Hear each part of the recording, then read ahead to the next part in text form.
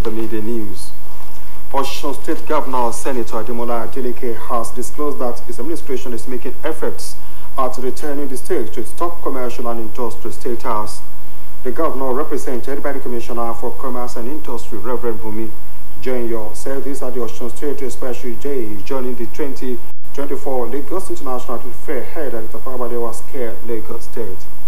He said the Southwest region must make efforts to tap into the vast opportunities that abound in various sectors such as tourism, ICT, agriculture, automobile production, assemblage,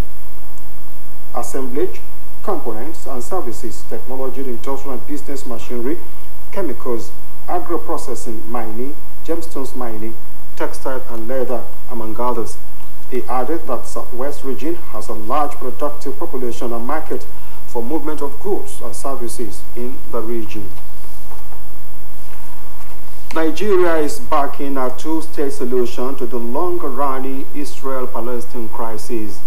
According to the presidential spokesperson Bayo Ononuga, the country is also the support of an immediate ceasefire in the ongoing Israeli-Gaza crisis, attacks and counterattacks in the Middle East. Ononuga said President Bola Tinubu will make the positions known at the Joint Arab-Islamic Summit, which opens today in Saudi Arabia. Reports say the president arrived in Riyadh for the summit, which is being held at the invitation of King Salman and the Crown Prince Salman Mohammed. President Tinubu is expected to address the ongoing Israel-Palestinian conflict, emphasizing Nigeria's strong call for an immediate ceasefire and the urgent need for a peaceful resolution.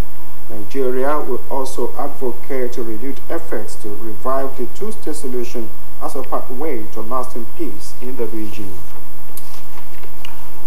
The Attorney General of the Federation and Minister of Justice, Prince Lateef Fagbemi, has inaugurated a committee to audit agreements or memorandum of understanding on the Accelerated Gas Development Projects AGDP. Fagbemi, in a statement made available to newsmen on Sunday by his media aide, Kamarudin Okundele, said the committee, chaired by Mr. Olashopo Sasore, is tasked with a critical mission of guiding the government to avoid a repeat of the nation's most unpleasant experience in the P&ID case, which originated from one of such projects. He said the committee will keenly review the Accelerated Gas Development Projects agreement to achieve potential landmines or other forms of liability and a final closure against the predatory investors. The minister added that the committee's assignment will also provide legal and commercial guidance that will enable the government to effectively harness the nation's huge gas resources in line with the Nigerian Gas Master Plan to promote domestic gas revolution. The committee, which has a timeline of 3 months, has notable legal icons as well as officials of the NNPCL as members. Chairman Senate Committee on Finance, Sani Musa, has clarified the delay in the submission of the medium-term expenditure framework and fiscal strategy paper with the templates for the 2025 budget. Musa disclosed this while speaking with newsmen shortly after this committee's closed-door meeting with the Minister of Finance and Coordinating Minister of the Economy, Wali Edun. The Group Chief Executive Officer of the Nigerian National Petroleum Company Limited, Mile Kyari, and the representative of the Central Bank of Nigeria, Yemi Cardoso. According to him, the expeditious passage lies with the diligence or otherwise of the executive arm of government.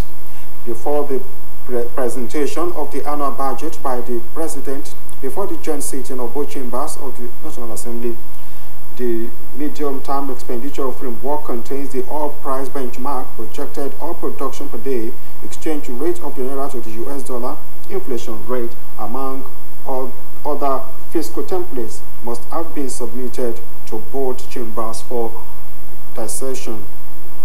The chairman of the Senate Committee maintained that the success of the January-December cycle, which was the practice for 8 years under President Muhammadu Buhari and the 8th and 9th Assembly, depends on the economic team of the Tinubu administration. Chairman of the Presidential Tax Reform Committee, Mr. Taiwo Oyedele says Nigeria's tax system needs urgent reform and it is among the most outdated globally. Speaking on a television program, Oyedele said the system which still operates under a 1939 stamp duty law is embarrassing and a big shame. We want that efforts to halt the reform process will be a setback for the nation, urging stakeholders to support the tax reform bill without delay. Oyedele highlighted the fears among state governors and the National Economic Council over the reform's impact on revenue distribution could be addressed without withdrawing the bill. According to him, these bills aim to make the tax system fair, helping low-income earners, small businesses, and even large firms by reducing corporate income tax rates to stimulate investment. Reacting to concern in the reform debate in which some governors are pushing for state-level VAT collection, Oyedele warned that such an approach could lead to chaos, adding that it could create disparities, thereby reducing the revenue some states could collect and potentially hurting businesses.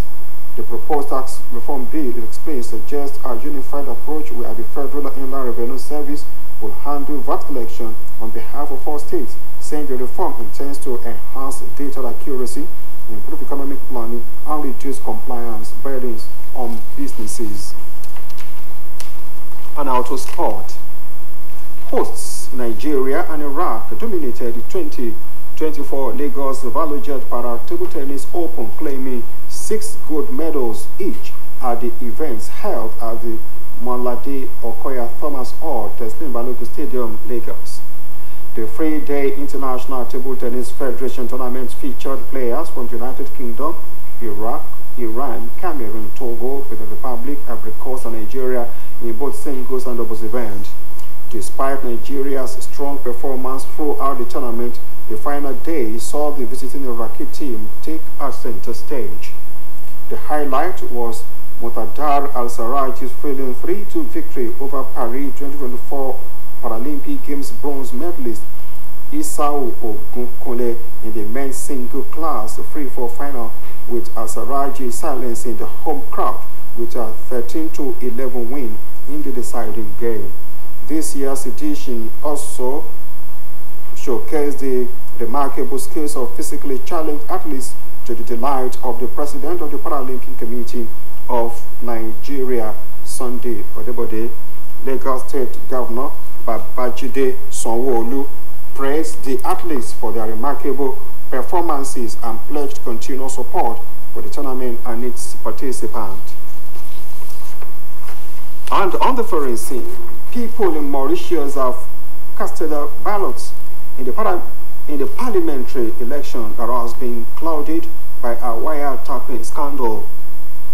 Polls opened in the 12th election since independence from the United Kingdom in 1968, which results are expected today. There are about 1 million registered voters who will elect its 2 members to the National Assembly, with the cost of living crisis topping the elections issues in the Indian Ocean archipelago. Whichever party or coalition gets more than half of the seats in Parliament also wins the Prime Minister's post. Prime Minister Ravind Kumar, Militant Socialist Movement Party, as well as the opposition parties, have promised to address the issue in one of the most prosperous nations in Africa. Juggernaut is seeking election a month after a historic agreement that saw the UK cede sovereignty of the Chagos Islands to Mauritius following a long-running dispute. And still on the foreign scene, Japanese legislators have voted for Prime Minister Shigeru Ishiba to stay on after the scandal tarnished the coalition lost its parliamentary majority in a lower house election last month. Following the parliament's vote, Ishiba must run a fragile minority government as Donald Trump regains control in main ally, the United States, amid tension with rivals China and North Korea, while domestic pressure mounts to rein in the cost of living. Ishiba, who is 67 years, took office 6 weeks ago and held a snap election last month, hoping to shore up his mandate as the leader of the conservative Liberal Democratic Party. But voters unhappy with inflation and a slush fund scandal that helped sink his predecessor, Fumio Kishida, delivered a blow to the LDP and its junior coalition partner. Japan's opposition parties are divided on key issues, stopping them mounting a credible challenge to Ishiba in a runoff. The first since 1994, Ishiba won 221 votes against 160 for Yoshihiko Noda, head of the main opposition Constitutional Democratic Party of Japan. Despite losing its majority in the October election, the LDP coalition remains the largest bloc in the 465-seat lower house. That ends the media news on OSBC television, as edited by Kayode Adebayo. Join us, are free for the state news. Good afternoon.